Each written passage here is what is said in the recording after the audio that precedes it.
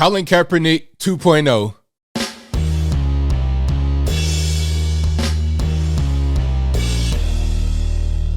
How's everybody doing? My name is Anthony Brian Logan, and today we got to talk about Gabe Kapler, the manager of the San Francisco baseball Giants, who has decided to stay in the clubhouse away from the view of the general public during the national anthem. Now, what's his reason? What's his purpose for boycotting the anthem? Well, great question. Glad you asked.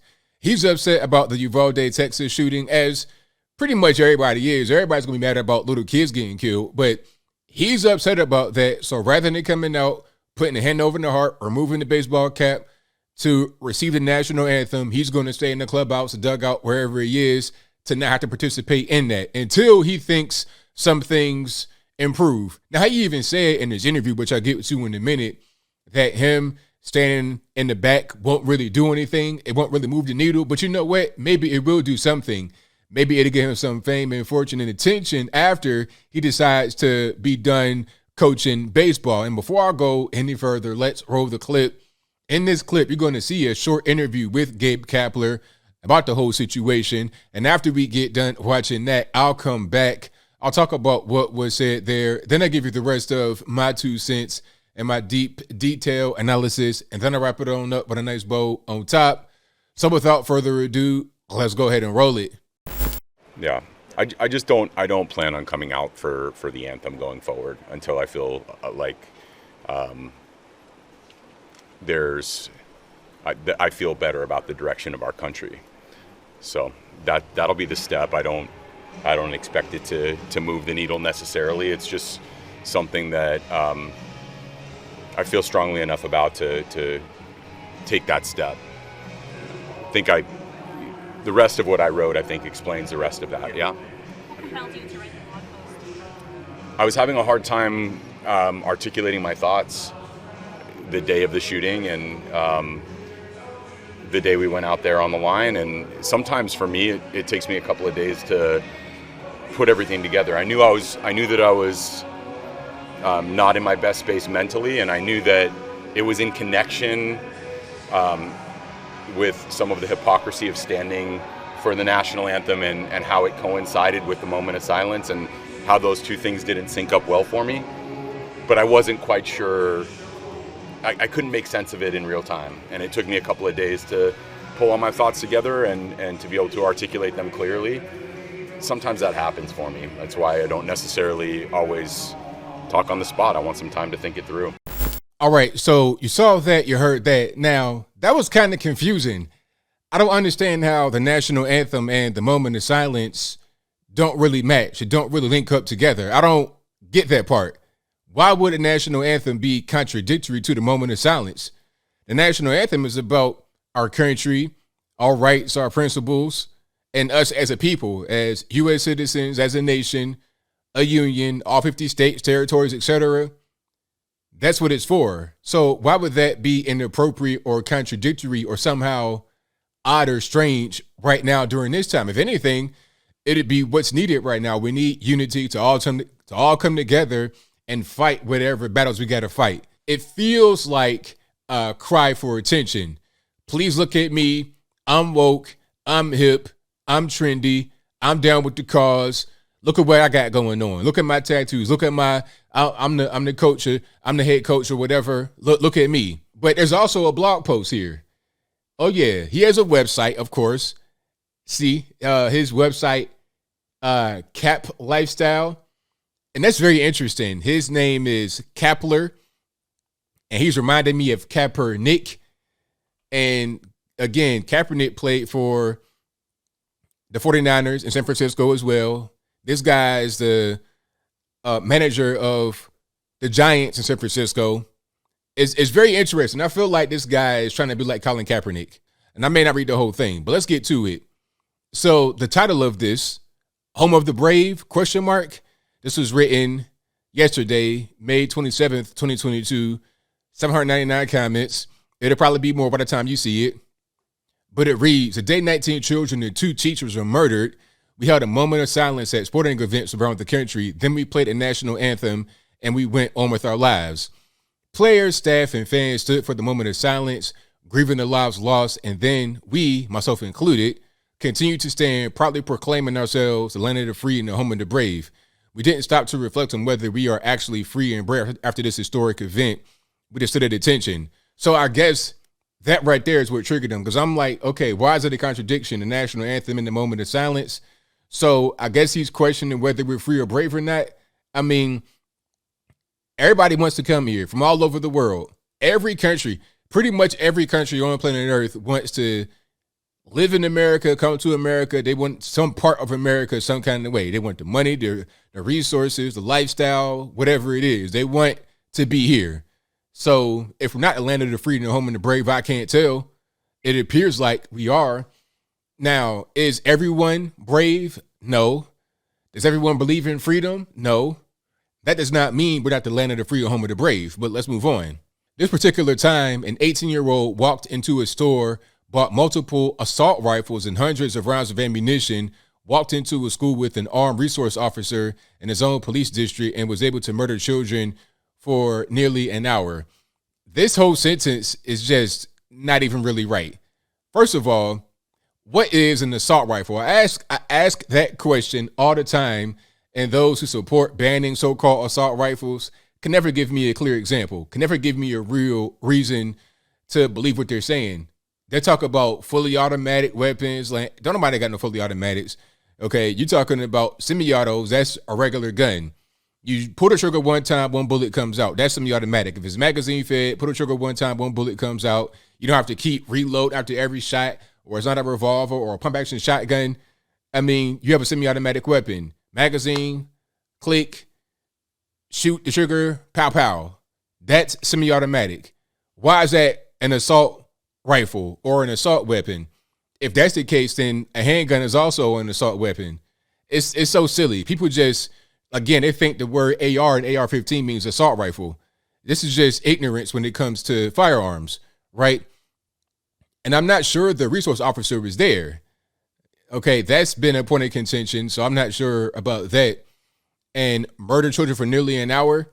I think he went into the classroom and shot indiscriminately. Then he was barricaded. But that doesn't mean that for the entire time he was there, he was just shooting people. That's not what that means. It just means that he was in there for that amount of time. So this is just somebody who's watching the news and is writing notes and writes down whatever they think they hear, whatever they glean from the news report, right? So parents begged and pleaded with police officers to do something. Police officers who had weapons who received nearly 40% of the city's funding as their children were being murdered. Now, this part of that is true about the parents saying, hey, you got to go in there. I think they just didn't have the piece of the equipment. This is why I'm saying you need to have more people armed inside the school, right? Teachers or whoever, because they can stop these types of things when they're in there or prevent them from happening rather than relying upon the police to get there. See, people, they may see the failure of the police to act or inappropriate response or a mistake in police action. They may see that as a reason to, quote unquote, defund the police, as he may be referencing here. But see, the issue with that is when you start to do something like that, you're not going to improve the situation. You're going to make it worse. It's just like the whole defund the police movement. It's like Black Lives Matter, right? They say, okay, the police are out here murdering us, they're killing us, although unarmed black men getting killed by police is so rare, it's not even really worth mentioning, especially when they didn't do anything wrong. But anyway, I digress. The point is they took that small problem, maybe a handful, maybe two mistakes out of tens of thousands. They took that and made it into a whole movement to defund the police totally because they're not doing what they're supposed to be doing. They're not doing their job. And as a result, you have a 30%, 40%, 50% increase in the black homicide rate, 50% more dead black bodies in certain cities around the country, Atlanta, Chicago, New York, Philadelphia, etc. But who cares about that, right? Because you were able to get the objective met, the political objective met, which was to defund the police. It's the same thing going on here. Who cares if people are getting home invaded, killed, they're getting hits put on them because they don't have access to weapons, as is their constitutional right? Let's not worry about that. Let's worry about getting the objective met, which is to ban guns. You see, that's kind of what's going on here, in my humble opinion. This moron, guy may not understand that, but he's playing right into it, but I digress. I'm often struck before our games by the lack of delivery on the promise of what our national anthem represents. We stand in honor of a country where we elect representatives to serve us, to thoughtfully consider and enact legislation that protects the interests of all the people in this country, and to move this country forward toward the vision of a shining city on the hill. But instead, we thoughtlessly link our moment of silence and grief with the equally thoughtless display of celebration for a country that refuses to take up the concept of controlling the sale of weapons used to nearly exclusively for the mass slaughter of human beings. That's so silly. You have 120 million gun owners in the country. So how many people out of those shoot anybody? That's just ridiculous. Completely ridiculous. You know, you probably have more self-defense shootings than actual hits on people, but we'll move on. We have our moment over and over, and then we move on without demanding real change from the people we empower to make these changes. We stand, we bow our heads, and the people in power leave on recess, celebrating their own patriotism at every turn. Every time I place my hand over my heart and remove my hat, I'm participating in the self-congratulatory glorification of the only country where these mass shootings take place. On Wednesday, I walked out into the field. I listened to the announcement as we honored the victims in Uvalde. I bowed my head and stood for the national anthem. Metallica riffed on City Connect guitars. Let's pause for a minute. A lot of times they compare the United States to places like, I don't know, Portugal, Denmark. These little small baby countries, 5 million people, 10 million people. We are 325 million people, a bunch of illegal aliens. You know, we don't talk about, one thing I've not heard him say here is about the border. You got guns coming across. You got all kind of stuff coming across the border illegally. We are a magnet for a lot of that kind of stuff because of how much money we have, just the resources, the infrastructure. You know what I mean? Unlike some random hamlet in Europe, we're not that. We are the United States. With that comes a lot of different things. That's just what it is, right? And you're talking about we're the only country where mass shootings take place, really? I mean, what are we talking?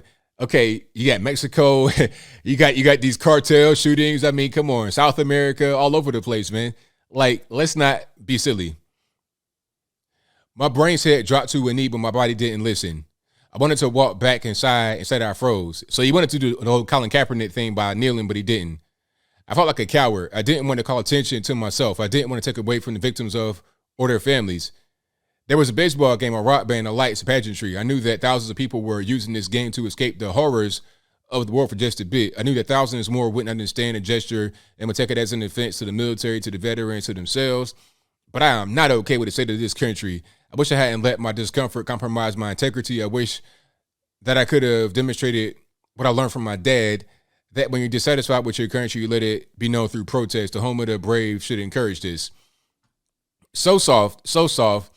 I mean, these are just somebody, this is, that right there is the opinion, in my humble opinion, of an uninformed person. Doesn't really know what's going on. Is feeling grief and is feeling angst, anxiety or whatever, and put it out here with a bunch of talking points from the news. As I close, I'm going to say this. A lot of what the news media does is fill in the blanks for you. You see something like the Uvalde shooting on television and you feel distraught, you feel angry or whatever your emotion is. You're kind of confused. You don't know what to think.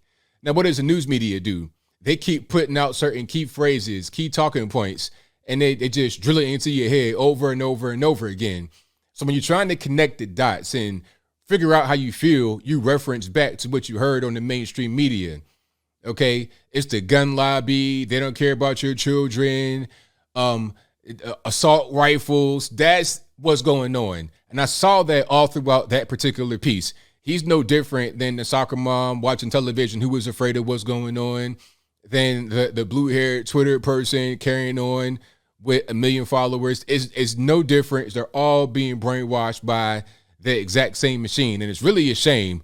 But I think I'll leave that right there for now. And what say you? How do you feel about Gabe Kapler's blog post and his interview?